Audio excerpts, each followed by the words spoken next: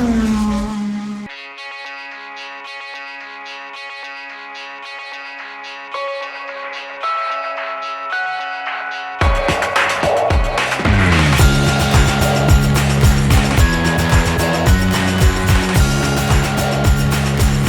I've just come back into my room after having ridden the Multistrada 1260S today in a beautiful place called Gran Canaria. It's a island off the coast of Africa, belongs to Spain. In many ways it feels like you're still in Spain, but it's a volcanic island. The scenery, the views, the terrain has just been incredible. The story of the Multistrada 1260 begins perhaps most obviously with the styling, and it's a very subtle change because the newest part is that panel over there, which they've integrated more into the motorcycle than the one last time around. Ducati does say that the underneath in terms of mounting is exactly the same as the old one, so in theory older owners can go up, but more importantly what it means is that this part of the motorcycle has not changed in design at all. Only this is the only new panel. All of these panels remain the same. These are the same panniers that came as optional accessories on the last motorcycle. That's new. That's from the Enduro. It has now been added to the Multistrada 1200S, and of course the key, it's a slightly new design. It's a slightly more ornate design than the current one. This is a keyless start system. It doesn't really need to be on the bike. In that sense, there is no key slot here. There is a button here which you remove this panel. I think on the American model this panel isn't there. There's actually a gap here. You press that, it wakes up the screen, and then you use these switches to type in your pin, and then you can go. I have tried it before, it works. And of course this time they've also added a small indicator here. That's where the indicator, that's where the antenna for the keyless ignition system is underneath. Ducati says they made it more powerful, so you can be slightly further away and the bike will still detect the key, whereas the last time around you had to be really close to the motorcycle. I did notice that this screen adjustment mechanism seems to move a lot easier than the last time around. Those are basically the styling changes. Of course, you'll notice that the frame now is grey instead of red.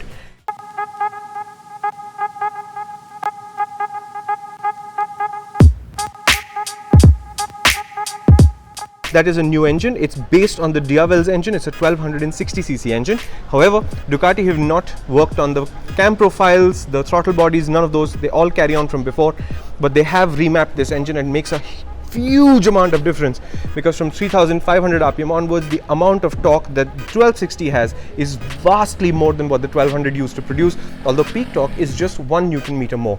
Horsepower, it's plus 6 horsepower. You will get confusing numbers about this because Ducati used to measure horsepower in a different way, and in that older way it used to be 116 bhp motorcycle. This one now is 166 bhp by that measurement, but the new thing measures the engine on an engine dyno outside the frame. According to that, the old one was 152 PS, this one is 160.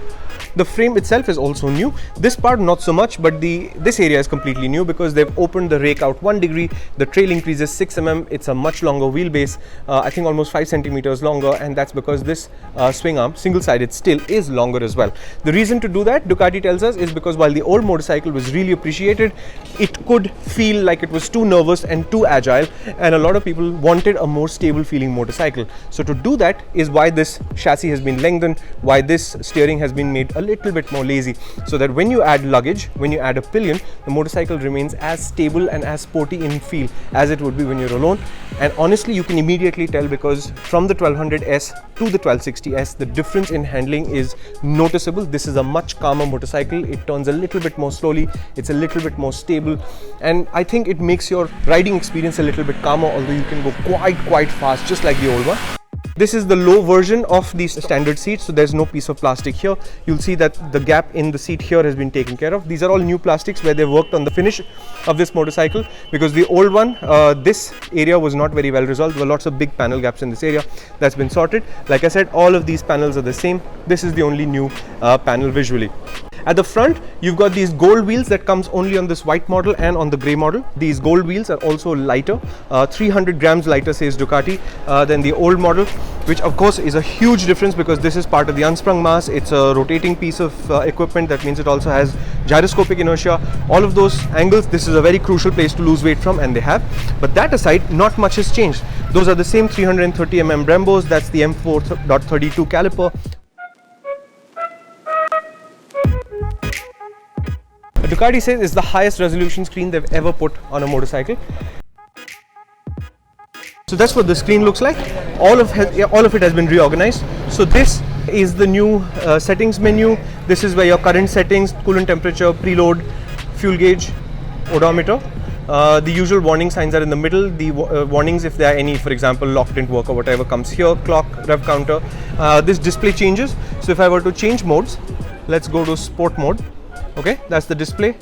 And if you were to go to urban mode, you see that immediately that the rev counter has disappeared, because it's not necessarily a part of what you would like to see when you're riding in urban. Obviously it does change suspension settings and all of those things. What Ducati have done is they've reorganized how these switches work. So this part of the switch cluster is almost exactly the same. This is exactly the same.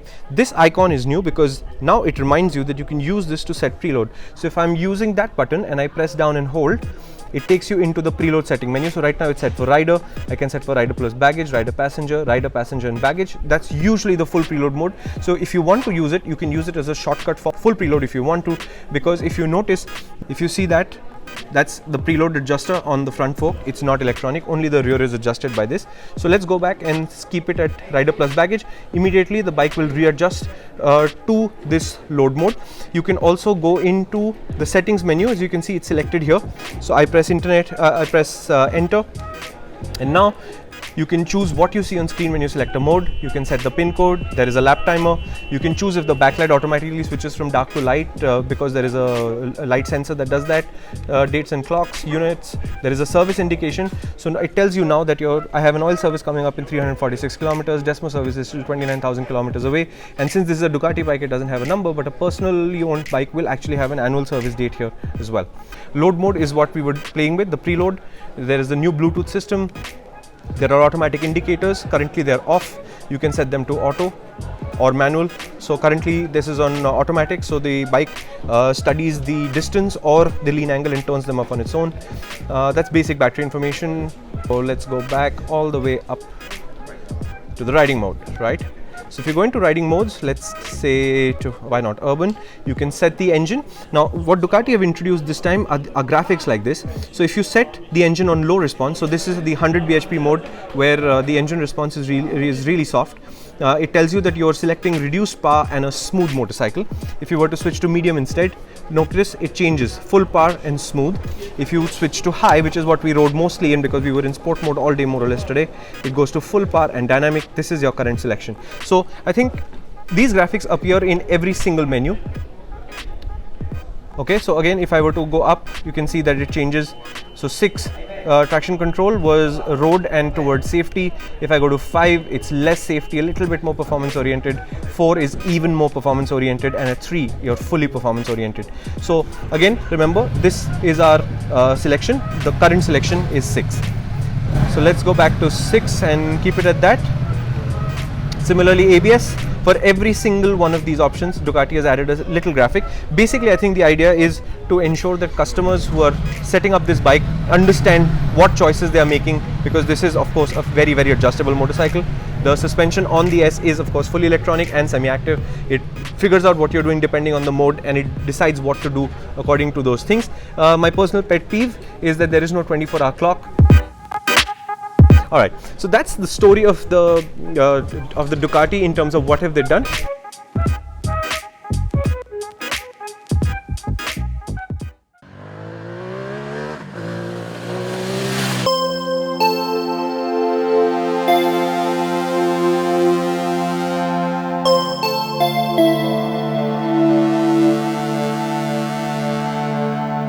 Genuinely more versatile, genuinely more useful, genuinely better out on the highway on a long trip. It will be a more comfortable motorcycle, and definitely there will be a significant difference if you're with, say, your better half or your significant other. You've got full sets of bag and gear. This new bike will immediately feel much better than the old one. But in the transition to being a more versatile motorcycle, a very crucial thing has changed, which is that if you were to consider Ducati's idea that this is 4 motorcycles in one as a correctly worded idea, the sport bike component of the Ducati Multistrada has been taken down one notch. Much better sport tourer, of course. Much better city bike, yes. Will it be much better off-road, given the fact the chassis now favors stability more than agility, given the fact that it's a longer wheelbase? It should actually be slightly better off-road as well. Obviously Ducati will say that the Enduro and the Enduro Pro are the motorcycles to buy if that's what your intent is. But at a very basic level, the sport bike nature of the Multistrada has been calmed down a little bit, and that's a very significant change. Refer to my Multistrada, for example. One of the things I love about it is that when I take it to a racetrack, it's not out of place at all. This one, it will be slightly slower at the racetrack, it will be harder work at the racetrack, though not any less capable. And that's the little delta that has happened between the new model and the old model. And unless you're a hardcore sports nut, I would say I am, this bike will work better for every single body else. Very, very astute design, extremely well executed, such a smooth, refined machine. I have to give them full credit to take an L-twin. The V-twin by nature is a shuddery juddery thing at the bottom, and to smoothen it out like this, like a Japanese motorcycle, very, very good engineering. Now, what will happen to this motorcycle is there are, as usual, there are 4 models in total. The S and the D Air models are very similar to each other. We'll talk about them last. The top of the model remains the Pikes Peak, which gets all the carbon fiber bits. It has the manually adjustable Olean suspension, very sports oriented. The top of the line Multistrada there is very nice new paint scheme. That will be the top of the line model, but Ducati tells us that the price gap to the Pikes Peak from the previous model to this model will increase. The Pikes Peak will become slightly more expensive, but remember, that is the most powerful Multistrada in the sense that it's the lightest Multistrada, best power to weight ratio of this lot.